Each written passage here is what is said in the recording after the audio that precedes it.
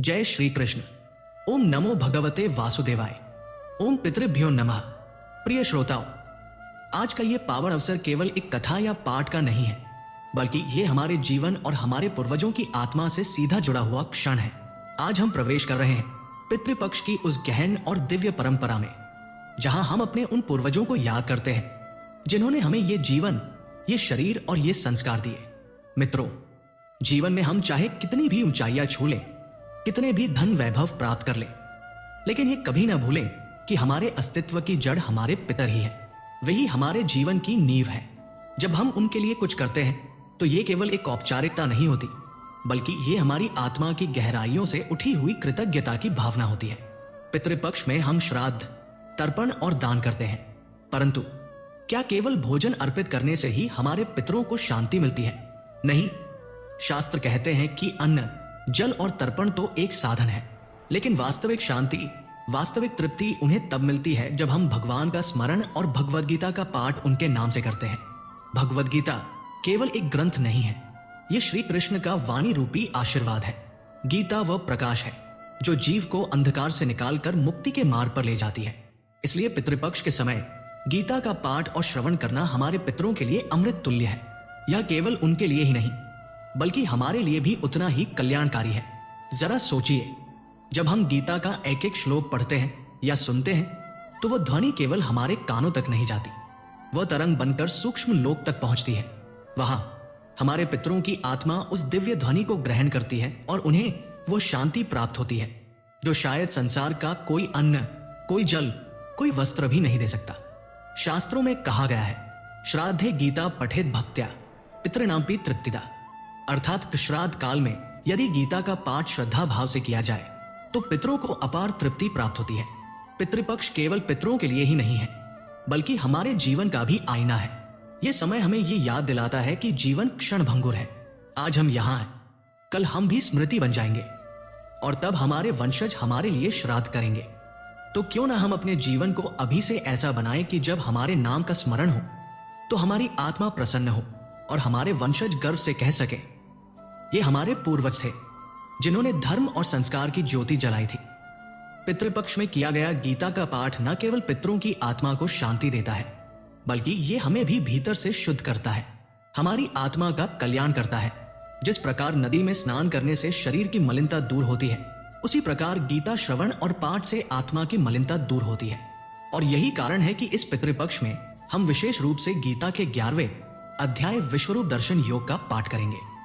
यह अध्याय केवल अर्जुन को ही नहीं, बल्कि हम सबको यह अनुभव कराता है कि भगवान श्री कृष्ण केवल द्वारका या कुरुक्षेत्र तक सीमित नहीं है, वे संपूर्ण सृष्टि में व्याप्त है।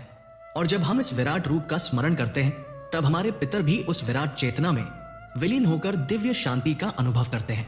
इसलिए मित्रों, आइए हम अपने पितरों की आत्मा के लिए, उनकी मुक्ति के लिए और अपने जीवन के कल्याण के लिए गीता अध्याय 11 के इस पावन पठन की ओर बढ़े। इस अध्याय का श्रवण हमारे जीवन के अंधकार को मिटाएगा, पितरों को अमर शांति प्रदान करेगा और हमें यह स्मरण दिलाएगा कि हम सब उसी विराट पुरुष भगवान श्री कृष्ण के अंश हैं। मित्रों, अब आइए समझते हैं कि पितृपक्ष के समय श्रीमद् भगवद गीता का पाठ इतना महत्वपूर्ण क्यों माना गया है। हम सब जानते हैं कि गीता केवल एक धार्मिक ग्रंथ नहीं है, बल्कि ये जीवन का सार है। इसमें वह ज्ञान है जो जन्म से मृत्यु तक और मृत्यु से पुनर्जन्म तक आत्मा का मार्गदर्शन करता है। भगवद गीता का हर अध्याय, हर श्लोक केवल अर्जुन के लिए नहीं था, बल्कि वह मानव जाति के लिए भगवान श्री कृष्ण का अमर उपदेश है। अब प्रश्न यह उठता है, पितृपक्ष में गीता क्यों पढ़ी जाए? इसका उत्तर बहुत सरल है। गीता केवल जीवित प्राणियों का ही नहीं, बल्कि आत्माओं का भी पोषण करती है। हम जब भोजन का अर्पण करते हैं तो वह केवल प्रतीकात्मक रूप से पितरों तक पहुंचता है, लेकिन जब हम गीता का श्लोक पढ़ते हैं तो उसकी ध्वनि, उसका स्पंदन सीधे सूक्ष्म लोक तक जाता है। आत्माएं भोजन से उतनी संतुष्ट नहीं होती जितनी संतुष्टि उन्हें भगवान के नाम, मंत्र और गीता के श्लोकों से मिलती है। यही कारण है कि शास्त्रों ने कहा, श्रवण कीर्तन विष्णु स्मरण पाद सेवन। भगवान का स्मरण ही आत्मा की वास्तविक तृप्ति है। कई बार लोग कहते हैं, हमारे जीवन में अड़चने क्यों आती हैं, विवाह में विलंब क्यों होता है, घर में शांति क्यों नहीं रहती? शास्त्र कहते हैं कि इसका एक बड़ा कारण पितृदोष भी हो सकता है। जब हमारे पितरों की आत्मा अपूर्ण इच्छा या असंतोष की स्थिति में होती है, तो उसकी ऊर्जा वंशजों के जीवन को प्रभावित करती है। लेकिन जब पितृपक्ष में श्रद्धा भाव से गीता का पाठ किया जाता है तो वह पितरों की आत्मा को शांति देता है, उनका असंतोष मिटता है, वे संतुष्ट होकर आशीर्वाद देते हैं और तब जीवन की बाधाएं धीरे धीरे दूर होने लगती हैं। अब प्रश्न आता है कि गीता के कौन से अध्याय पितृपक्ष में विशेष रूप से पढ़ने चाहिए। शास्त्रों में कहा गया है गीता का 7वां अध्याय ज्ञान विज्ञान योग पितरों की मुक्ति से जुड़ा हुआ है और गीता का 11वां अध्याय विश्वरूप दर्शन योग पितरों को अनंत शांति प्रदान करता है। इन अध्यायों का श्रवण करने से आत्मा उस विराट चेतना से जुड़ती है जहां जन्म मरण का चक्र समाप्त हो जाता है। ध्यान रखिए मित्रों, गीता केवल मृत आत्माओं के लिए ही नहीं है। जब कोई जीवित मनुष्य गीता सुनता है तो उसका मन, बुद्धि और आत्मा शुद्ध होती है, उसका जीवन धर्म के मार्ग पर चलने लगता है। और जब मृत आत्मा गीता की ध्वनि सुनती है तो उसे अपने अगले लोक की यात्रा में सहजता मिलती है। यानी गीता जीवित को भी शक्ति देती है और मृतक को भी शांति। यही गीता की सबसे बड़ी विशेषता है।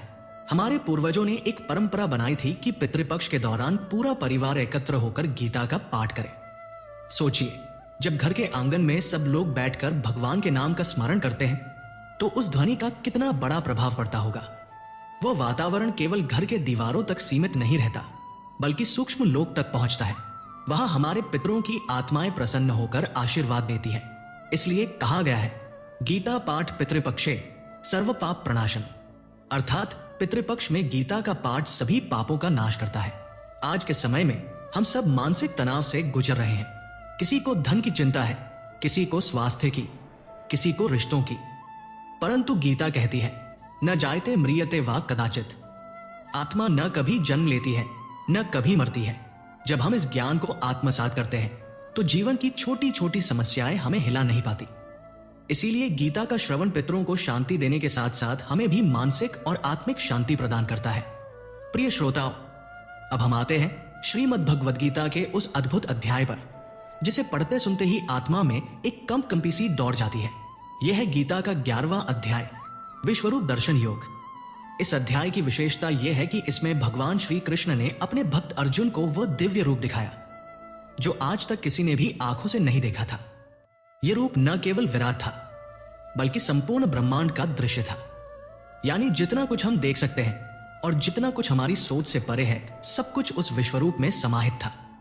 भगवद गीता के कुल 18 अध्याय हैं। प्रत्येक अध्याय जीवन के किसी न किसी पक्ष को स्पष्ट करता है, लेकिन 11वां अध्याय सबसे विशेष इसलिए है क्योंकि इसमें भगवान ने अपनी सर्वव्यापकता और सर्वशक्तिमत्ता को प्रत्यक्ष रूप से प्रकट किया। इस अध्याय में कुल 55 श्लोक हैं। इन श्लोकों का श्रवण केवल ज्ञान ही नहीं देता बल्कि आत्मा को सीधे उस विराट चेतना से जोड़ देता है जिसमें जन्म और मृत्यु का कोई बंधन नहीं है। कुरुक्षेत्र की रणभूमि में जब भगवान श्री कृष्ण ने अर्जुन को अपना उपदेश दिया तब अर्जुन की जिज्ञासा और भी बढ़ गई। अर्जुन ने हाथ जोड़कर निवेदन किया, हे प्रभु, मैं आपकी बातों को सुनकर समझ तो गया हूं कि आप ही सर्वोच्च हैं, आप ही ब्रह्मांड के पालनहार हैं, लेकिन मेरा मन चाहता है कि मैं आपको उसी विराट रूप में प्रत्यक्ष देख सकूं। मित्रों, यह केवल अर्जुन की जिज्ञासा नहीं थी, यह पूरे मानव समाज की जिज्ञासा थी। हर मनुष्य के हृदय में यह प्रश्न उठता है, भगवान कैसे दिखते होंगे? क्या वे केवल मंदिर में रखी प्रतिमा तक सीमित है या उनका अस्तित्व हर जगह है?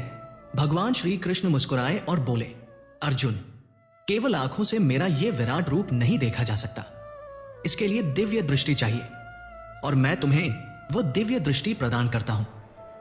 देखिए मित्रों, यहां एक गहरा संदेश है।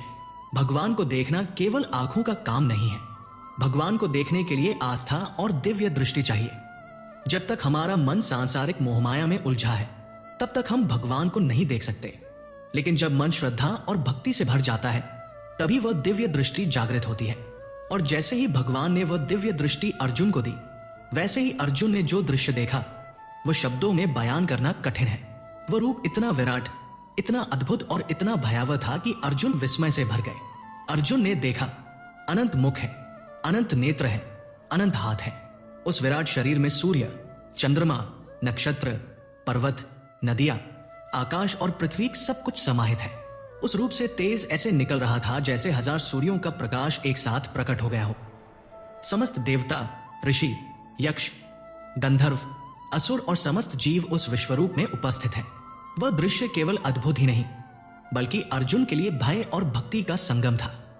अर्जुन आश्चर्यचकित होकर भगवान को प्रणाम करने लगे और बोले, हे प्रभु, मैं आपको प्रणाम करता हूं बार बार। आप ही आदि हैं, आप ही अंत हैं और आप ही सबके बीच विद्यमान हैं। मित्रों, 11वें अध्याय का यह विश्वरूप दर्शन केवल अर्जुन का अनुभव नहीं था। यह हम सबके लिए संदेश है कि भगवान हर जगह है। वह केवल मूर्तियों तक सीमित नहीं है, बल्कि प्रत्येक कण, प्रत्येक श्वास, प्रत्येक जीव में वे विद्यमान है। और यही कारण है कि इस अध्याय को पितृपक्ष में सुनना अत्यंत फलदायी है, क्योंकि जब हम भगवान के इस विराट रूप का स्मरण करते हैं तो हमारे पितर भी उस विराट चेतना में विलीन होकर मोक्ष और शांति प्राप्त करते हैं। प्रिय श्रोताओं, अब हम उस क्षण के और भी निकट पहुंच रहे हैं जब अर्जुन की आंखों के सामने केवल युद्ध भूमि नहीं, बल्कि आत्मा और परमात्मा का मिलन घटित हुआ। कुरुक्षेत्र की धूल, हाथों में धनुष, मन में द्वंद्व और सामने वही मित्र, वही सारथी, वही भगवान श्री कृष्ण। अर्जुन का हृदय ऐसा उलझा हुआ था जैसे समुद्र में तूफान उठा हो। वे सिर्फ शारीरिक लड़ाई का प्रश्न नहीं देख रहे थे, वे देख रहे थे परिवार, संबंध, धर्म और अपने कर्मों के फल। उनकी आंखों में सवालों की झिलमिल थी। क्यों? क्या यह सही है? अर्जुन ने विनयपूर्वक अपना सिर झुकाकर कहा, हे परमात्मा, आपने इतना कुछ बताया, कर्म, धर्म, आत्मा की अमरता, परंतु अब मैं चाहूंगा कि मैं आपको वैसे ही देख सकूं जैसे आप स्वयं हैं। मैं चाहता हूं कि आप अपना विराट रूप मुझे दिखाएं, फिर मेरी शंका क्लेह कम हो और मेरा हृदय निश्चित हो जाए। यह अनुरोध केवल कर्तव्य संबंधी नहीं था, यह अर्जुन की आत्मिक प्यास थी। उसने देखा कि शब्द जब कभी हद से परे हो तब प्रत्यक्ष अनुभव ही अंत का बिंदु बनता है। श्री कृष्ण ने हंसकर कहा, अर्जुन, तेरा हृदय पहले से ही सच्चा है, परंतु जो रूप मैं तुझे दिखाऊंगा वो केवल साधारण नेत्रों से देखा नहीं जा सकता। इसके लिए दिव्य दृष्टि का वर चाहिए, एक ऐसा वर जो मन के पर्दे को हटाए। मैं तुझे वो वर देता हूं। मैं तुझमें वो दिव्य दृष्टि प्रवेश करूंगा ताकि तू वो रूप देख सके। यह वचन अर्जुन के लिए किसी वर से कम न था। अर्जुन ने वीर्य और श्रद्धा से भरे स्वर में प्रार्थना की, हे भगवान, यदि आप मुझे वो दिव्य दृष्टि देंगे तो मेरे हृदय की सारी मर्मस्पर्शी उलझनें दूर हो जाएंगी। मैं उस रूप को देखकर समझूंगा कि जो कुछ हो रहा है उसका कारण क्या है। और फिर हुआ वही। कृष्ण ने दिव्य दृष्टि प्रदान की। अर्जुन की आंखें खुली, परंतु अब वे केवल देह देखना बंद कर चुकी थी। वे उस परम रूप को देख रही थी जिसमें असीम गाथा समाहित थी। अर्जुन का मन भयभाव और भक्तिभाव के बीच झूल गया। उसने देखा कि वह विराट रूप केवल बाह्य रूप नहीं, वो अनुभूति, वह नियम, वो गति थी जिसके द्वारा संसार चलता है। अर्जुन फुर्सत से बोला, हे प्रभु, मेरा हृदय कांप रहा है, मेरी देह झुक रही है। ये रूप, ये प्रकाश, मैंने पहले कभी ऐसा नहीं देखा। हजारों हजार सूर्य जैसे एक साथ चमक रहे हैं, अनंत नेत्र देख रहे हैं, अनंत भुजाएं चल रही हैं। मैं आपको बार बार प्रणाम करता हूं। और अर्जुन के इन शब्दों पर कृष्ण ने धीरे से समझाया, अर्जुन, तूने देखा कि मैं जगत में किस प्रकार व्याप्त हूं। मृत और जीवित, समय और स्थान, ऋत और नियम, सब कुछ मेरे ही अंग है। जो तू देख रहा है वह मेरा रूप है, परंतु यह रूप तेरा दृश्य ही नहीं है। यह तुझे यह दिखाने हेतु है कि सारे कर्म, सारे फल और सारे प्राणी मेरे नियमानुसार चलते हैं। इसलिए तू निर्भय होकर अपना धर्म पूरा कर। अर्जुन, जो अभी अभी लौकिक भावनाओं में डूबा था, अब उस विराट रूप के समक्ष छोटा महसूस करने लगा। उसकी मनोस्थिति जिज्ञासा से भक्ति में बदल गई। उसने प्रश्न किया, हे प्रभु, यदि आप ही सर्वव्यापी हो और सब कुछ आपके ही द्वारा संचालित हो तो हम किस लिए कर्म करते हैं? हमारा कर्तव्य कहां ठहरता है? यह प्रश्न हर मानव के हृदय में उभरता है। जब किसी को परम शक्ति का आभास होता है तब उसे लगने लगता है कि शायद सब कुछ पूर्व निर्धारित है और हमारा प्रयत्न व्यर्थ। कृष्ण ने यह जरूरी अंतर सहजता से समझाया, अर्जुन, मैं जो हूं वही कारण भी हूं और उसका फल भी, परंतु तू फिर भी कर्म करता है। कर्म इसलिए कि कर्म ही जीवन का स्वरूप है। कर्म त्याग कर भी तू कर्म कर ही रहा है, क्योंकि यदि तू निष्क्रिय हो भी जाए तब भी तेरा जीव व्यथा अनुभव करेगा। इसलिए धर्म का पालन कर, फल की चिंता छोड़ दे, इस प्रकार तेरा कर्म शुद्ध होगा। अर्जुन के आंखों में नए प्रकाश की झिलमिल आई। अब वे भय से नहीं, समझ से भरने लगे। उसने कहा, आपने मुझे दिव्य दृष्टि दी, आपने मुझे सच्चाई दिखाई, अब मैं जिस निश्चय के साथ युद्ध करूंगा वो केवल युद्ध नहीं होगा, वो धर्म का पालन होगा। कृष्ण ने नर्म मुस्कान में उत्तर दिया, अर्जुन, यही मेरी मंशा थी। मैं तुझे उपदेश इसलिए दे रहा था कि तेरा मन भ्रांतियों से मुक्त हो, तेरा कर्म निर्विकार होकर धर्म के अनुसार चले और तू अपने कर्तव्य का पालन कर। जब मन शुद्ध होगा तब जो भी क्रिया होगी वह संसार के कल्याण में योगदान देगी। प्रिय श्रोताओं, इस संवाद में हमें एक बड़ा पाठ मिलता है। भगवान की महिमा का अनुभव करने पर भी हमारा कर्तव्य खत्म नहीं हो जाता, बल्कि उसे और भी स्पष्ट रूप से करना पड़ता है। अर्जुन ने दिव्य दृष्टि पाकर जो धारणा पाई वही हमें यह सिखाती है कि जब हम परमात्मा की सर्वव्यापकता को समझते हैं तब हमें अपने परिवार, अपने पूर्वजों और अपने कर्मों के प्रति और भी जिम्मेदार बनना चाहिए। पितृपक्ष में यही संदेश और भी गहरा है। हम अपने पितरों के लिए जो करते हैं वो केवल कर्म नहीं, वह एक प्रकार का धर्म पालन है। जब हम भगवान के विराट रूप को स्मरण कराते हैं तब वह स्मरण पितरों तक भी पहुंचता है और उनके हृदय में शांति होती है। अर्जुन और कृष्ण के बीच यह संवाद हमें यह याद दिलाता है कि श्रद्धा के साथ ज्ञान और कर्म का संगम होना चाहिए, तभी असली मुक्ति संभव है। जब अर्जुन ने भगवान श्री कृष्ण से कहा कि वह उनके उस विराट रूप का दर्शन करना चाहता है जिसमें समस्त जगत समाया हुआ है, तब भगवान मुस्कुराए। उन्होंने अत्यंत करुणा और प्रेम से अर्जुन की ओर देखा और बोले, हे पार्थ, तू मेरे इस विराट स्वरूप को अपनी सामान्य दृष्टि से नहीं देख सकता। इसके दर्शन के लिए मैं तुझे दिव्य चक्षु प्रदान करता हूं। अब तू मेरे उस स्वरूप को देख जिसे साधारण नेत्रों से कोई भी नहीं देख सकता। जैसे श्री कृष्ण ने अर्जुन को दिव्य दृष्टि प्रदान की, वैसे ही वो क्षण आया जिसका वर्णन करना शब्दों से परे है। अर्जुन ने देखा कि उनके सामने श्री कृष्ण अब सामान्य मानव रूप में नहीं है। उनका रूप असंख्य मुखों, असंख्य नेत्रों, असंख्य भुजाओं से सुशोभित हो गया। उनके भीतर से हजारों सूर्यों का प्रकाश एक साथ निकल रहा था। वो ज्योति इतनी अद्भुत और प्रचंड थी कि अर्जुन की देह रोमांचित हो उठी। उसने अनुभव किया कि मानो स्वयं ब्रह्मांड उसी विराट रूप में समाया हुआ है। अर्जुन ने देखा कि देवता, ऋषि, गंधर्व, अप्सराएं, यक्ष सब उसी विराट रूप में स्थित है। आकाश, दिशा, नदियां, पर्वत, समुद्र सब उसी स्वरूप के अंग बन गए हैं। उनके भीतर अनगिनत लोकों का समावेश था। अर्जुन विस्मित होकर देखता रह गया। उसके सामने भगवान का वह स्वरूप था जो समय भी है और काल भी है। एक ओर करुणा, एक ओर सहार, एक ओर शांति, दूसरी ओर प्रलय। उसके मुख से अनायास निकल पड़ा, हे प्रभु, मैं देख रहा हूं कि आपके अनगिनत मुख हैं, अनगिनत नेत्र हैं। आपका रूप आकाश तक फैला हुआ है। मैं आपकी सीमा नहीं देख पा रहा। आप अनंत हैं, आप सब कुछ हैं। आपके भीतर संपूर्ण सृष्टि समाई हुई है। अर्जुन की आंखों के सामने वह दृश्य था जो किसी भी मानव ने पहले कभी नहीं देखा। भगवान के विराट रूप में अग्नि की ज्वालाएं थी। सूर्य और चंद्रमा उनके नेत्र बन गए थे। सारे देवता उनकी आराधना कर रहे थे। ऋषिगण स्तुति कर रहे थे, गंधर्व गा रहे थे, अप्सराएं नृत्य कर रही थी। ऐसा प्रतीत होता था मानो पूरा ब्रह्मांड उनके चरणों में अर्पित हो गया हो। अर्जुन के हृदय में भय और भक्ति दोनों एक साथ जाग उठे। उसके अंग कंपा उठे। उसने कांपती आवाज में कहा, हे प्रभु, मैं देख रहा हूं कि आपके मुख में समय प्रवेश कर रहा है। आपकी ज्वालाएं सब ओर फैल रही हैं। मैं देख रहा हूं कि समस्त योद्धा आपके मुख में प्रवेश कर रहे हैं। कोई आपके तेज से भस्म हो रहा है, कोई आपके विराट रूप में समा रहा है। हे प्रभु, आप सबका आरंभ है और सबका अंत भी।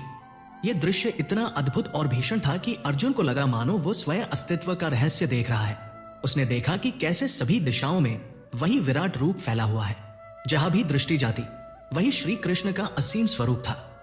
अर्जुन को यह समझ आ गया कि इस संसार में जो कुछ भी है वो सब उसी विराट सत्ता का अंश है।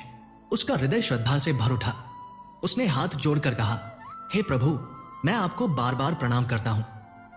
आप सबके स्वामी हैं, आप आदिदेव हैं। आप ही इस सृष्टि के रचयिता, पालनकर्ता और संहार करता है। आपकी महिमा का कोई अंत नहीं है। मैं आपको प्रणाम करता हूं, बार बार प्रणाम करता हूं। अर्जुन का मन भय से कांप रहा था, किंतु उसी भय में भक्ति की गहराई भी थी।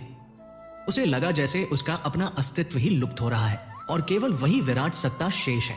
उसने अनुभव किया कि भगवान कोई साधारण रूप नहीं बल्कि समय के भी अधिपति हैं। अर्जुन ने कांपते हुए कहा, हे प्रभु, मैं देख रहा हूं कि सब योद्धा आपके मुख में प्रवेश कर रहे हैं। आप सबको निकल रहे हैं। यह समय का चक्र है, यह विनाश है, यह सहार है। आप स्वयं महाकाल हैं। भगवान के उस स्वरूप का वर्णन किसी भी भाषा में करना असंभव है। वो रूप न केवल सुंदर था बल्कि भयावह भी था। उसमें करुणा भी थी और कठोरता भी। वह सृष्टि का संगीत भी था और सहार की ध्वनि भी। अर्जुन की स्थिति ऐसी हो गई मानो उसकी सारी शक्ति समाप्त हो गई हो। उसने भगवान से निवेदन किया, हे प्रभु, ये विराट स्वरूप अद्भुत है किंतु अत्यंत भयानक भी है। कृपा करके आप फिर से अपने शांत और सुकोमल रूप में प्रकट हो ताकि मेरा हृदय स्थिर हो सके।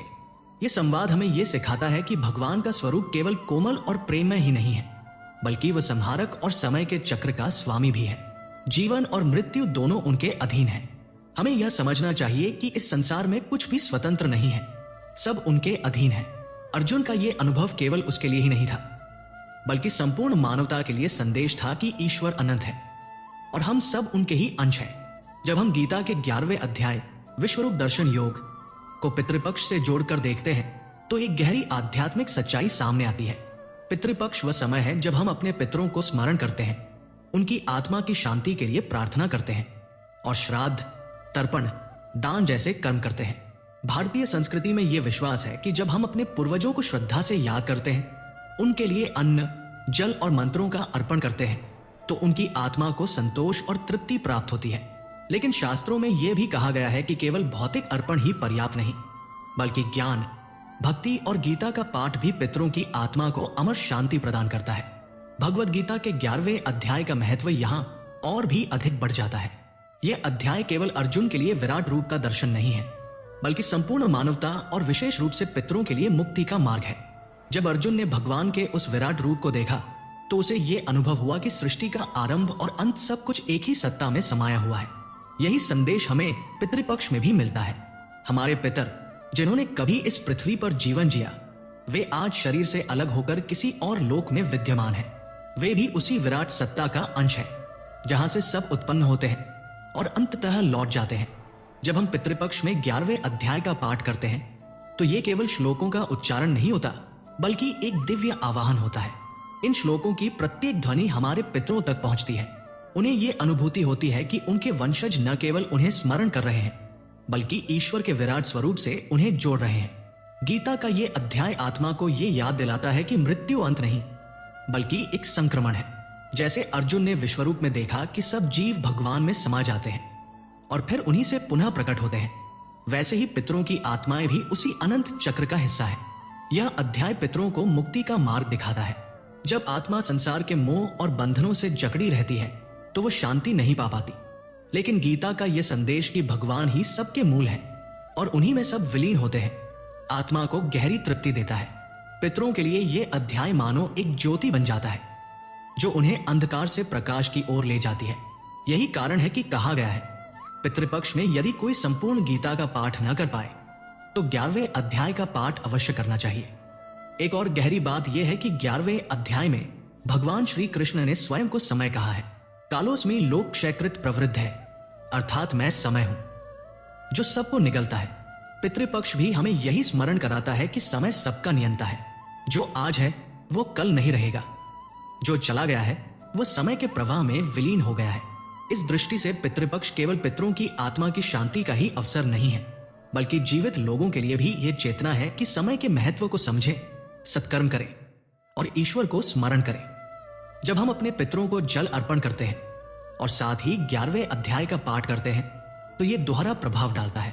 जल से उनका शारीरिक तर्पण होता है और गीता से आत्मिक तर्पण। जल शरीर के लिए है, परंतु गीता आत्मा के लिए है, और जब आत्मा तृप्त होती है तभी वास्तविक शांति प्राप्त होती है। यही कारण है कि गीता को मुक्ति शास्त्र कहा गया है। कई विद्वानों का मत है कि श्राद्ध के समय यदि 11वें अध्याय का पाठ किया जाए तो पितर केवल संतोष ही नहीं पाते, बल्कि उनका मार्गदर्शन भी होता है। उन्हें उस विराट सत्ता की झलक मिलती है जिससे वे अपने बंधनों से मुक्त होकर ऊर्ध्वगति प्राप्त कर सकते हैं। ये केवल उनके लिए ही नहीं, बल्कि हमारे लिए भी अत्यंत फलदायी है, क्योंकि जब पितर प्रसन्न होते हैं तो उनका आशीर्वाद हमें जीवन की कठिनाइयों से बचाता है। उनकी कृपा से परिवार में सुख समृद्धि आती है और वंशजों का मार्ग प्रशस्त होता है। पितृपक्ष में 11वें अध्याय का पाठ करना ऐसा है मानो हम अपने पितरों को कह रहे हों, आप निश्चिंत रहिए, हम आपको भूले नहीं हैं, हम आपके लिए प्रार्थना कर रहे हैं और आपको उस परम सत्ता से जोड़ रहे हैं जहां सब शांति है, सब मोक्ष है। इस भावना के साथ जब श्लोक गूंजते हैं तो वातावरण पवित्र हो जाता है। श्राद्ध के कर्मकांड और गीता का ज्ञान एक साथ मिलकर पितरों को दिव्य लोक की ओर अग्रसर करते हैं। यह अध्याय हमें भी गहरी शिक्षा देता है। हम समझ पाते हैं कि जिस प्रकार अर्जुन ने विराट रूप देखा और जाना कि सब उसी में समाहित है, वैसे ही हमें भी ये समझना चाहिए कि हमारे पितर कहीं खोए नहीं हैं। वे भी उसी विराट सत्ता में विद्यमान हैं और हमसे जुड़े हुए हैं। जब हम 11वें अध्याय का श्रवण करते हैं तो ये केवल पितरों को ही नहीं, हमें भी मोक्ष और शांति के मार्ग पर ले जाता है। गीता के 11वें अध्याय का सबसे बड़ा संदेश यह है कि भगवान सर्वव्यापी है। अर्जुन ने जब भगवान के विराट रूप का दर्शन किया तो उसे यह अनुभव हुआ कि ब्रह्मांड की हर एक वस्तु, हर एक जीव, हर एक शक्ति सब उसी विराट सत्ता में समाई हुई है। यह केवल अर्जुन का अनुभव नहीं था, बल्कि संपूर्ण मानवता के लिए एक उद्घोष था कि ईश्वर को कहीं बाहर खोजने की आवश्यकता नहीं है।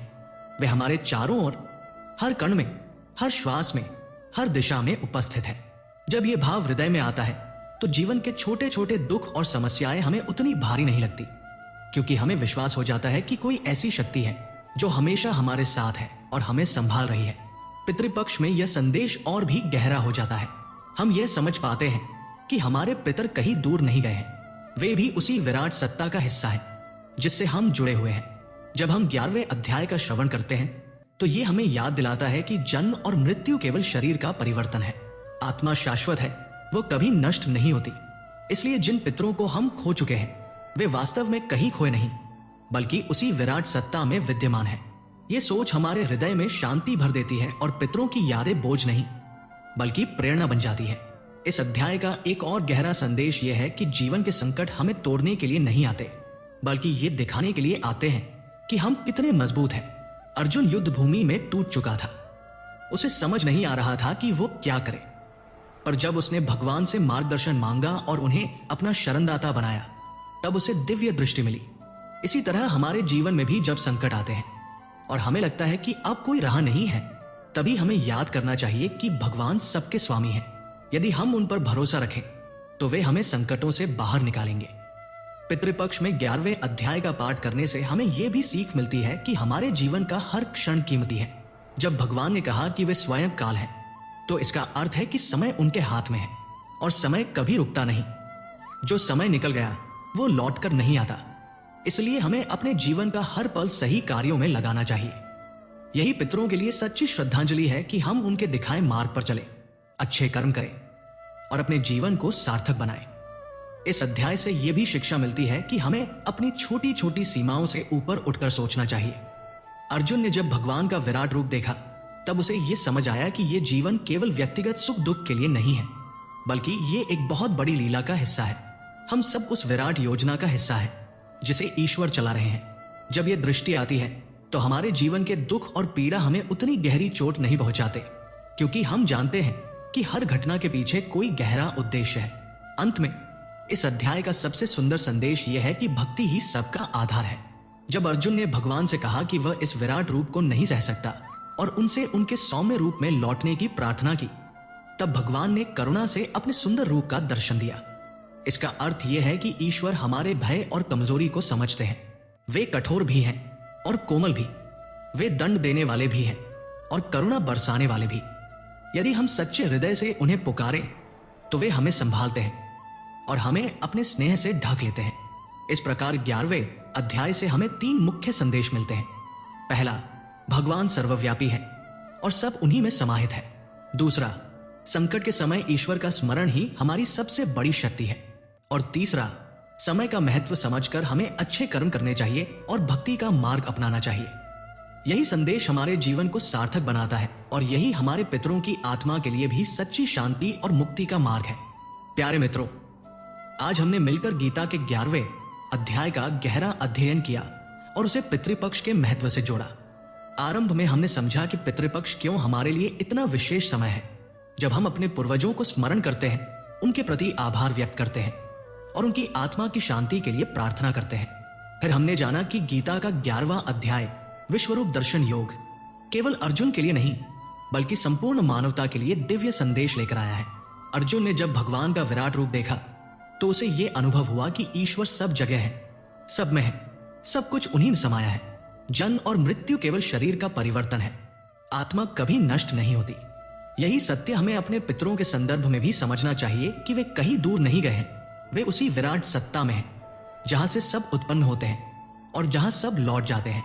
इस भाव से पितृपक्ष केवल कर्मकांड न रहकर एक गहरी आध्यात्मिक साधना बन जाता है। हमने ये भी जाना कि 11वें अध्याय के पाठ से पितरों की आत्मा को संतोष और मुक्ति मिलती है। जब हम शुद्ध भाव से श्लोकों का उच्चारण करते हैं तो ये केवल ध्वनि नहीं रहती, बल्कि एक दिव्य तरंग बनकर हमारे पितरों तक पहुंचती है। जल से उनका शरीर तृप्त होता है और गीता से उनकी आत्मा। यही कारण है कि कहा गया है, श्राद्ध के समय 11वें अध्याय का पाठ अवश्य करना चाहिए। यह अध्याय हमें भी जीवन की गहरी सीख देता है। जब भगवान ने कहा, कालोस्मि लोक क्षयकृत, मैं समय हूं, सबको नष्ट करने वाला काल हूं, तो हमें यह चेतावनी मिलती है कि समय का सम्मान करें। हर क्षण अनमोल है। हमें अपने जीवन को व्यर्थ चिंता, मोह और आलस्य में न गवाकर सत्कर्म, सेवा और भक्ति में लगाना चाहिए। यही हमारे पितरों के प्रति सच्चा सम्मान है और यही हमारे जीवन की सच्ची साधना है। साथ ही ये अध्याय हमें यह विश्वास भी देता है कि चाहे परिस्थिति कितनी ही कठिन क्यों न हो, भगवान हमारे साथ है।